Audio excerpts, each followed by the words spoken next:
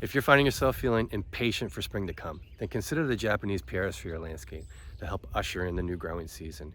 Pieris can be really early bloomers. I mean, before forsythia, before daffodils even. So think of it as like an opening act to perhaps the better known spring headliners. The flowers are abundant. I mean, this bush is absolutely covered with panicles of these tiny urn-shaped flowers. And it will be bustling with pollinators who are eager to get after some early spring blooms. And the show doesn't stop at the flowers. The new foliage as it emerges has a nice contrasting color to the green.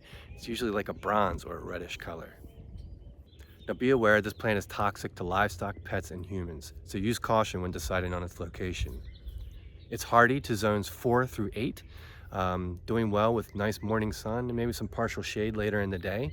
The soil should be moist but well drained and acidic. In the right growing conditions, the Japanese Pieris can get pretty tall and wide. You can manage the size by pruning. Usually it's done after the blooms have fallen off.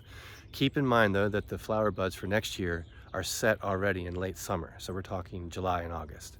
Now there are a couple pest issues that can give this plant some trouble, such as leaf spot, phytophthora, lace bugs, but all in all, this plant can have great health without needing a ton of care.